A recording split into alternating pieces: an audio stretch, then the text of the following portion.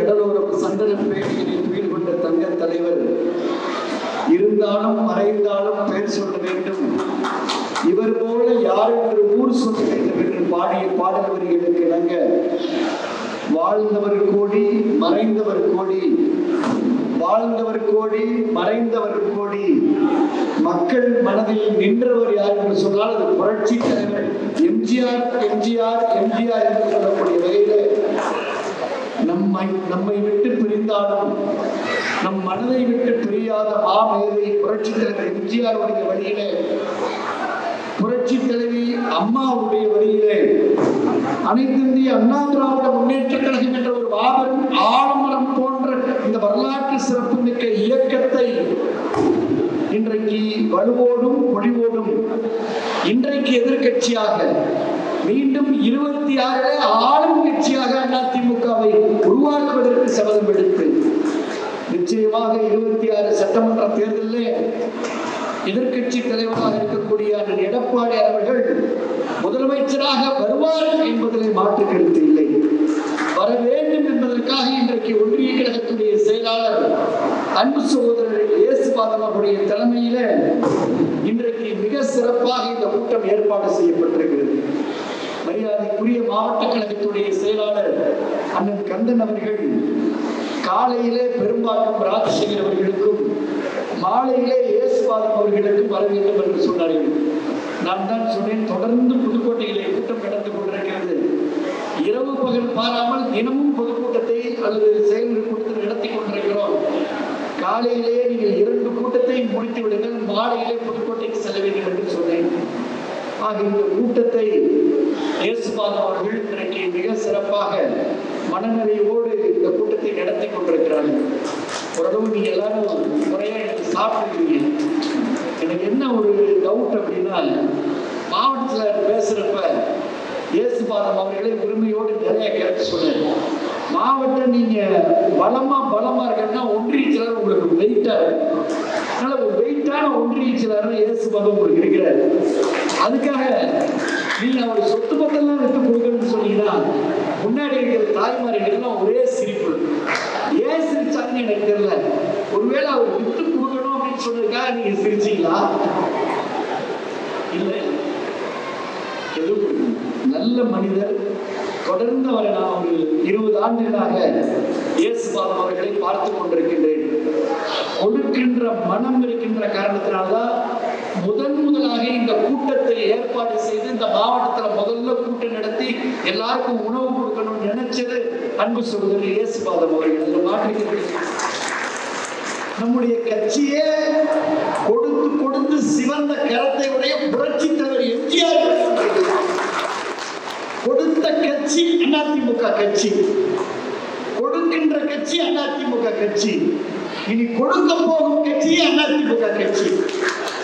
ஆனா கெடுத்த கட்சி திமுக. உண்டா இல்லைங்களா? எல்லாருக்கும் தெரியும். புரட்சி தலைவர் எம்ஜிஆர் சத்துணவு திட்டத்தை கொடுத்தாரா? இலவச வேட்டி சேலை கொடுத்தாரு, ஒரு விளக்கு மின்சாரத்தை கொடுத்தாரு, விவசாயிக்கு மின்சாரத்தை கொடுத்தாரு. அம்மா கொடுத்தாங்களா? என்னென்ன திட்டம் கொடுத்தாங்க? என்னென்ன கூட நாளைக்கு தங்கம் கொடுத்தாங்களா? வேற என்ன கொடுத்தாங்க? லேப்டாப் கொடுத்தாங்க. வேற என்ன கொடுத்தாங்க? சைக்கிள் கொடுத்தாங்க, ஸ்கூட்டி கொடுத்தாங்க. வேற என்ன கொடுத்தாங்க? மிக்சி, கிரைண்டர், ஃபேன் கொடுத்தாங்க. வேற என்ன கொடுத்தாங்க? ஆடு கொடுத்தாங்க, மாடு கொடுத்தாங்க, கோழி கொடுத்தாங்க. வேற என்ன கொடுத்தாங்க? அம்மா குடிநீர் கொடுத்தாங்க. வேற என்ன கொடுத்தாங்க? அம்மா உணவகம் கொடுத்தாங்க. வேற என்ன கொடுத்தாங்க? அம்மா மருந்தகம் கொடுத்தாங்க. சைக்கிள் சொல்லிட்டாங்க அந்த அக்கா. பாட புஸ்தகம், நோட்டு புஸ்தகம், geometry box, colour pencil, atlas, வரைபடம் எல்லாம் அம்மாவுக்கு எல்லாம் கொடுத்தாங்க. தெரியுதுன்னு சொல்லி நல்ல வாழ்வாதாரம் கொடுத்தாங்க. எதுக்கு சொன்னா, மாவட்டம் சொன்னாரு கொடுத்த கட்சி அதிமுக கட்சி, ரெட்டலை கட்சி. கொடுக்கின்ற கட்சி அதிமுக. இன்னைக்கு 100 யூனிட் மின்சாரம் கொடுத்துட்டு இருக்கிறது புரட்சி தலைவி அம்மா. அம்மா நம்மோட இல்ல, ஆனா அம்மா கொடுத்த 100 யூனிட் மின்சாரம் இருக்கா இல்லையா? இன்னைக்கு வரைக்கும் இருக்கு. புரட்சி தலைவர் நம்மோடு இல்லை. புரட்சி தலைவர் கொடுத்த சத்துணவு இன்றைக்கும் இருக்கிறது. அம்மா கொடுத்த இன்றைக்கு சைக்கிள் இன்னைக்கு இருக்கு. அம்மா கொடுத்த பாட புத்தகம், நோட்டு புத்தகம், ஜாமெட்ரி பாக்ஸ், கலர் பென்சில், பெண்கள் உதவித்தொகை, கர்ப்பிணி பெண்களுக்கு பேறுகால மகப்பேறு நிதி உதவி, அம்மா குழந்தை பரிசு பட்டங்கள், எத்தனை திட்டம் இருக்கு. திட்டங்களை இந்த நாட்டு மக்களுக்கு கொடுத்த ஒரே கட்சி அதிமுக. எந்த கட்சியும் கிடையாது. காலையிலே பேசுகின்ற பொழுது சொன்னேன், பரங்கிமலையிலே கூட்டம் நடந்தது. படுத்துக்கொண்டே ஜெயித்த பரங்கிமலை தலைவர் என்ற பெயர் புரட்சி தலைவர் எம்ஜிஆருக்கு மட்டும்தான். மாவட்டம் சொன்னார், உங்களதான் நம்பி இருக்கிறேன், உறுப்பினர் கார்டு கொடுத்தாச்சா, பூத் கமிட்டி அமைச்சாச்சா, ஸ்ட்ராங்கா பூத் கமிட்டி இருக்கணும், ஒரு பூத்துக்கு 10 பேர் இருக்கணும், எழுச்சியா இருக்கணும் சொன்னார். மாற்று கருத்து இல்லை. எடப்பாடியார் அதை சொல்லியிருக்கிறார். இங்கே அன்பு தம்பி சதீஷ் கேபிகே அவர்கள் பேசுகின்ற பொழுது நல்ல பாடல் பாடி பேசுறார். காமராஜர் எல்லாம் விட்டு நிறைய பேசுவார், மாலதி காலம் பேசுவாங்க.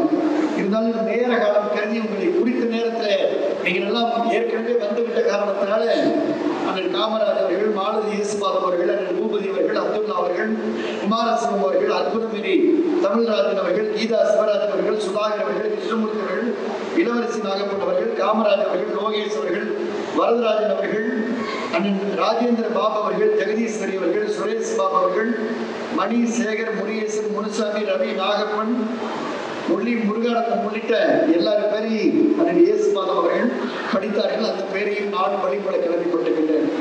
2 கருத்து அந்த மனசுல படுகின்றது போல சொல்லிவிட்டு நான் விடைபெறலாம் என்று இருக்கின்றேன். எல்லோருக்கும் நேரம் முக்கியம். நாம் அதிமுக என்ற ஒரு மகத்தான கட்சியில நம்ம பயணம் செய்யறோம். இந்த இயக்கத்தை உருவாக்கியது புரட்சி தலைவர் எம்ஜிஆர். இன்றைக்கு எத்தனையோ சோதனைகள் வந்தாலும் கூட இந்த இயக்கத்தின் விதை என்பது வீரியமிக்க விதை. அதிமுக என்பது கட்டி முடிக்கப்பட்ட கோபுரம், கொட்டி கிடக்கின்ற செங்கல் கிடையாது. ஏதோ ஒரு ஒட்டுப்பொருள் நேற்று பெய்த மழையிலே இன்றைக்கு முளைத்த காலாண்டுள்ள இந்த கட்சி அதிமுக என்ற கட்சி நெருப்பாற்றிலே நீதி வந்த இயக்கம் அதிமுக. பல லட்சம் பேர் நெற்றி வேர்வையும் ரத்தத்தையும் சிந்தி வளர்த்த இயக்கம் அதிமுக. எண்ணி பாருங்கள், கொடி பிடிக்கிறோம், கோஷம் போடுறோம். கொடி பிடித்து கோஷம் போட்டவெல்லாம் கோட்டையை பிடித்து விட்டானா யாரும் பிடிக்க முடியாது. அந்த காலத்தில் எம்ஜிஆர் மன்றம் என்று ஆரம்பித்து கொடி பிடித்து கோஷம் போட்டு கோட்டையை பிடித்த ஒரே இயக்கம் அதிமுக என்றது. பல பேர் கட்சி ஆரம்பிச்சிருக்காங்க. சிவாஜி கணேசன் கூட தான் ஆரம்பிச்சாரு, பாக்கியராஜ் கூட தான் ஆரம்பிச்சாரு, சரத்குமார் கூட தான் ஆரம்பிச்சாரு, நிறைய ஆரம்பிச்சிருக்காங்க. யார் வேணாலும் இயக்கம் ஆரம்பிக்கிறது, யார் வேணாலும் இயக்கத்தை உருவாக்கலாம். ஆனால் தொடர்ந்து தன்னுடைய வாழ்நாள் முழுக்க ஆட்சியிலே இருந்தவர் புரட்சி தலைவர் எம்ஜிஆர். ஆலந்தூர் பகுதியில வீடு வீடா போய் ஓட்டு கேட்கிறோம், நாமினேஷன் போடுறோம், போன் அடிக்கிறோம், தாள் அடிக்கிறோம், பிரச்சாரம் செய்யறோம், சினிமா நடிகர்கள் வர்றாங்க, பிரச்சாரம் வைக்கிறோம், சாப்பாடு செய்யறோம், அதெல்லாம் விட்டுருங்க. ஆனால் ஒரு நாமினேஷனுக்கு போகாம, வேட்புமனு தாக்கலுக்கு போகாம, தெருத்தருவா வாக்கு கேட்காம, வீடு வீடா போகாம, ரெட்டலை வரையாம, டிஜிட்டல் வைக்காம, பேனர் வைக்காம, மைக்க பிடிச்சு பேசாம, அமெரிக்காவுடைய புரூக்ளின் மருத்துவமனையில படுத்துக் கொண்டே ஒரு இயக்கம் வெற்றி பெற்றது என்று சொன்னால் அதிமுக என்ற ஒரு இயக்கம். அமெரிக்கா மருத்துவமனையில படுத்துக்கொண்டே ஒரு தலைவர் தமிழ்நாட்டிலே தேர்தலில் வெற்றி பெற்று ஓடி வந்து படிக்கட்டில ஏறி முதலமைச்சராக ஆன ஒரே தலைவர் புரட்சி தலைவர் எம்ஜிஆர். அவர் ஆரம்பித்த கட்சி தானே. அப்படிப்பட்ட தலைவர் வழியில, அம்மா வழியில இன்றைக்கு எடப்பாடியார் இந்த இயக்கத்தை தூக்கி பிடித்திருக்கிறார். இங்க எழுதி வைத்துக் கொள்ளுங்கள். நான் அடிக்கடி சொல்லுவேன், ஐயா மழை வர்றது 1 வருஷத்துக்கு முன்னாடி தெரியாது. அடுத்த வருஷம் 7ஆம் தேதி மழை பெய்யும் யாராவது சொல்லுவாங்களாமா? சொல்ல முடியுமா? சரி, அடுத்த மாசம் 4ஆம் தேதி காலையில் மழை வரும்னு சொல்ல முடியுமா? மழை வருவது எப்ப தெரியும்? திடீர்னு தெரியும். மேல பார்த்தா தெரியும். பேசிக்கிட்டே இருப்போம்னா அப்ப திடீர்னு மேகம் பெருக்கும், நல்ல வெயில் அடிக்கும், பளீர்னு வெயில் அடிக்கும், சூரியன் உக்கிரமா இருக்கும், சூரியன் பிரகாசமா இருக்கும், திடீர்னு மேகம் வரும், லேசா சூரியனை மறைக்கணும். புரிஞ்சா கைத்தட்டுக்கு புரியணும் உங்களுக்கு. இப்ப சூரியன் பளீர்னு இருக்கு, ஆனா திடீர்னு மேகம் வரும். இப்பதான் அக்காவுக்கு புரியுது, இப்பதான் முன்னாடி இருக்கிற அக்காவுக்கு புரியுது, பின்னாடி இருக்கிற முதலே புரிஞ்சிருச்சு. நல்ல சூரியன் பளீர்னு தெரியும், வெளிச்சம் பிரகாசமா இருக்கும், திடீர்னு வந்து மேகம் வரும், மேகம் கருக்கும், வானம் கருக்கும், இதமான காற்று வீசும், குளிர்காற்று வீசும், ஏதோ வரப்போகுதுன்னு தெரியும், திடீர்னு மழை பெய்யும், அடிச்சுக்கிட்டு போவோம், கதை முடிஞ்சிடும். வெள்ளத்துல அடிச்சுக்கிட்டு போவோம், இந்த ஆட்சி அடிச்சுக்கிட்டு போவோம், கதை முடிஞ்சிடும். கடைசி எப்ப அந்த மழை எப்போ வரும்? அதான் உங்க கேள்வி. வரும். அந்த மழை எப்பொழுது வரும் என்று சொன்னால், நீங்க கர்நாடக மாநிலத்தை எடுத்துக்கொள்ளுங்க, தெலுங்கானாவை எடுத்துக்கொள்ளுங்கள், ஆந்திராவை எடுத்துக்கொள்ளுங்கள். ஆட்சி மாற்றம் எப்பொழுது வந்தது? கடைசி 2 மாசம். தேர்தல் முடிந்ததுக்கு பிறகு கூட சந்திரபாபு நாயுடு 50-50 சொன்னாங்க. ஆனால் சந்திரபாபு நாயுடு வெற்றி பெற்றார். தேர்தல் முடிந்ததற்கு பிறகு ரேவந்த் ரெட்டி முதலமைச்சர் 50-50 என்று சொன்னார்கள். ஆனால் ரேவந்த் ரெட்டி முதலமைச்சராக ஏன் சொல்கிறேன் என்றால், கடைசி 1 மாதத்தில் ஆட்சி மாற்றம் வரும், வேகம் கருக்கும், வானம் மழை வரும், திமுக என்ற ஆட்சி அடித்து செல்லப்படும். அதிமுகவுடைய பொதுச் செயலாளர் அண்ணன் எடப்பாடி அவர்கள் முதலமைச்சராக வருவார். கந்தன் சட்டமன்ற உறுப்பினர் ஆவாரு. இங்கே அண்ணன் எடப்பாடியார் சொல்லுகிறவர் இங்கே ஆலந்தூர்ல சட்டமன்ற உறுப்பினர், உங்களில் ஒரு சட்டமன்ற உறுப்பினர். நம்முடைய ஆட்சி வரும். முதல்ல நம்ம தைரியமா இருப்போம், தெம்பா இருப்போம், கம்பீரமா இருப்போம். நான் அதிமுகவை சார்ந்தவன் என்று நீங்கள் பெருமை கொண்டு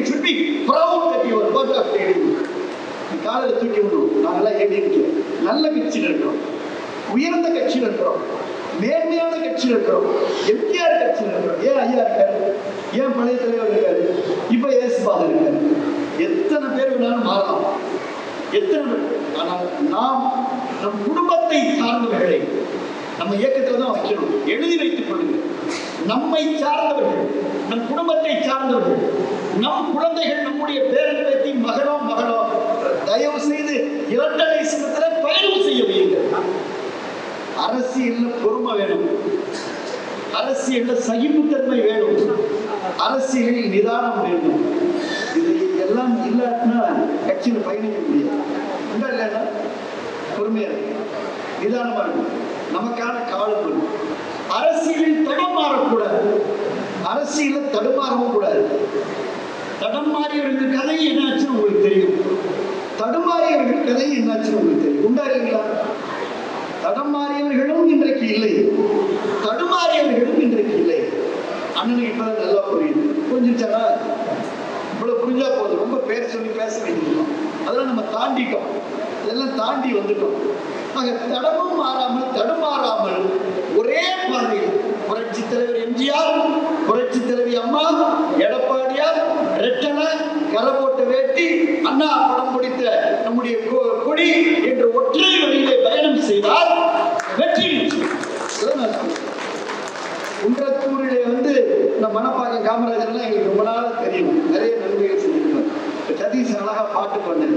நம்ம தாய்மார்கள் முன்னாள் தலைவர், இன்னாள் தலைவர்லாம் வந்தாங்க. இந்த இயக்கத்தை புரட்சி தலைவர் எம்ஜிஆர் சொன்னால், எனக்கு பின்னாலும் அதிமுக 100 ஆண்டுகள் இருக்கும் என்று எம்ஜிஆர் சொன்னார். அம்மாவும் சொன்னார், எனக்கு பின்னால் இந்த கட்சி இருக்கும் என்று அம்மாவும் சொன்னார்கள். நான் சொல்லிக்கிட்டே இருக்கிறேன்.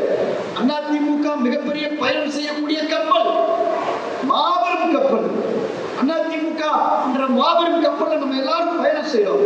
நீங்களும் பயணம் செய்ய, நானும் பயணம் செய்யறேன், கந்தனும் பயணம் செய்யறார், அண்ணனும் பயணம் செய்ய, நம்ம ஒரே எல்லாரும் பயணிகள். இந்த கப்பல் எங்கே செல்கிறது? கலங்கரை விளக்கத்தை நோக்கி செல்கிறது. இந்த கப்பல் கலங்கரை விளக்கத்தை நோக்கி செல்கிறது.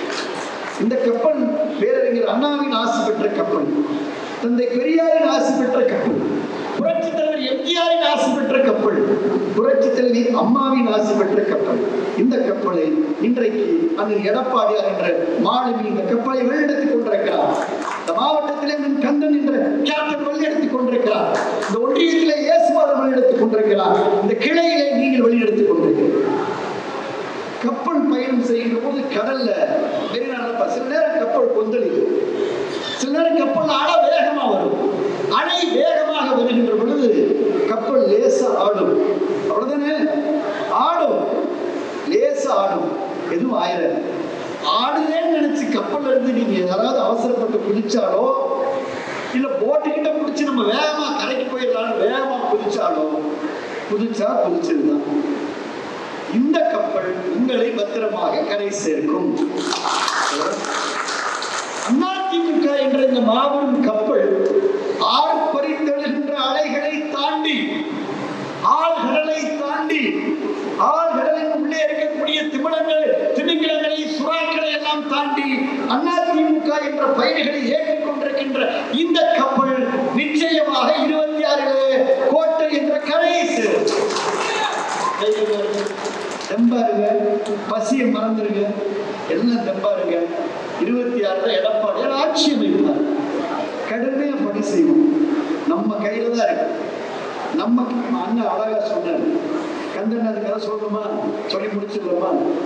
கந்தன் சொன்னார், எல்லாம் உங்க கையில தான் இருக்கு.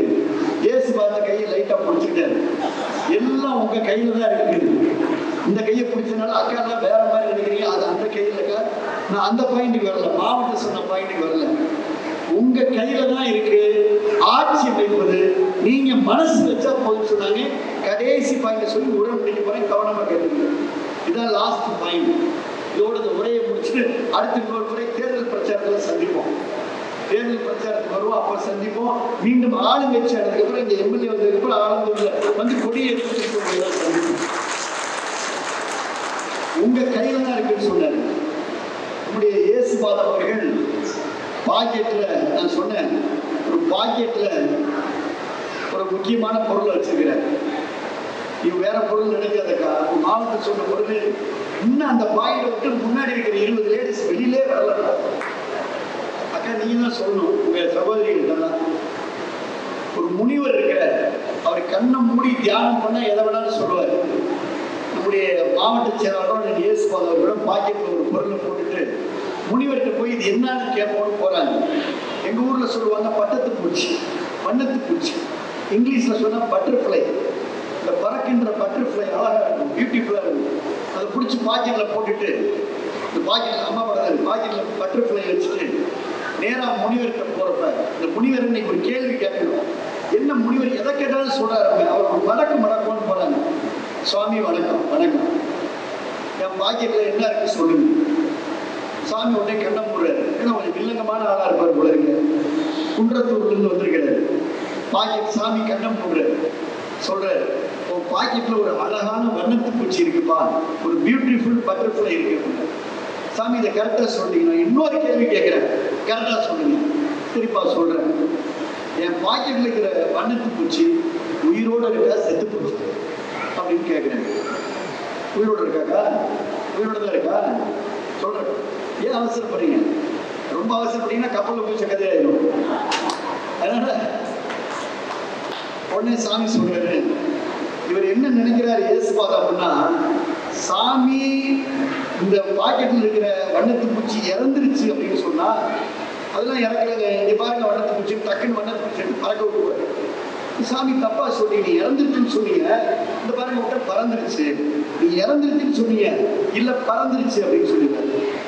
ஒருவேளை சாமி இறந்துருச்சுன்னு சொல்ற, பறந்துருச்சுன்னு சொல்ற, பறக்க உயிரோட இருக்கு, பாக்கெட்ல இருக்க வண்ணத்து பூச்சி உயிரோட தான் இருக்குன்னு சொன்னா இயேசுபாதம் என்ன பண்ணுவார் தெரியுமா? கையை வச்சு பச்சைக்குன்னு ஒரு அமுக்கு, கைதானே வச்சிருக்க, பச்சைக்குன்னு ஒரு அமுக்கு. இல்லைங்க இந்த பாருங்க இறந்துருச்சுன்னு சொல்லுவாரு. இதுதான் இவரோட பிளான்.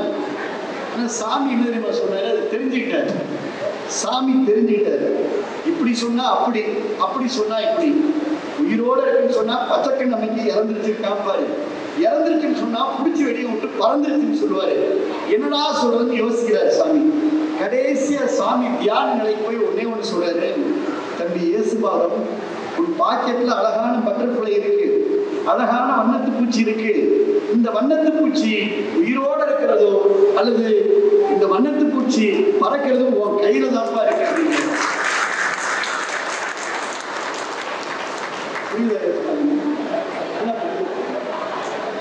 நல்லா புரியுது. கையை காமிக்கிறாரு, கைக்குள்ள கையில தான் இருக்கு அப்படின்னாரு. அப்ப நம்ம கையில தான் இருக்கு. அததான் மாவட்ட செயலாளர் சொல்றாரு, உங்க கையில தான் இருக்கு. இந்த இயக்கம் சிறகடித்து பறப்பதும், இந்த இயக்கம் சோர்வுற்று இருப்பதும் தொண்டர்களாகிய உங்க கையில தான், உங்க கையில தான். நீங்க நினைச்சா அந்த பட்டர்ஃப்ளை எடுத்து அப்படி அறிய பறக்க விட்டு நீங்களும் கை தட்டி எல்லோரும் ரசிக்கும்படியாக இந்த இயக்கத்தை பார்க்கலாம். நீங்கள் சோர்வாக, நீங்க பச்சைக்குன்னு கோபமா அமுக்கிறது உங்க கையில தான் இருக்கு. குன்றத்தூர் ஒன்றிய கழகத்துடைய ஆற்றல் மிகுந்த தொண்டர்களே, சென்னை புறநகர் மாவட்ட கழகத்தினர் கந்தன் தலைமையேற்றிருக்கிற மாவட்ட கழகத்துடைய மரியாதைக்குரிய பொறுப்பாளர்களே, இரட்டை இலை சின்னம் என்ற இந்த இயக்கத்தை, புரட்சித் தலைவர் எம்ஜிஆருடைய இயக்கத்தை சிறகடித்து பறக்கின்ற அழகான வண்ணத்திற்குரிய அந்த இயக்கத்தை பறக்க விடுகின்ற காட்சியை நீங்கள் உருவாக்க வேண்டும். உங்கள் கையில் இருக்கிறது, தொண்டர்கள் கையில் இருக்கிறது என்று சொல்லி இந்த இயக்கத்தை செம்மையோடு நல்ல வாய்ப்பு இருக்கு. நன்றி சொல்லி குன்றத்தூர் ஒன்றிய கழகம், சென்னை புறநகர் மாவட்ட கழகம் வலுவோடு இருக்கிறது என்று சொல்லி செய்திகளை உடனுக்குடன் தெரிந்து கொள்ள நமது அம்மா இணையதள தொலைக்காட்சியை சப்ஸ்கிரைப் செய்து அருகில் உள்ள பெல் ஐகான்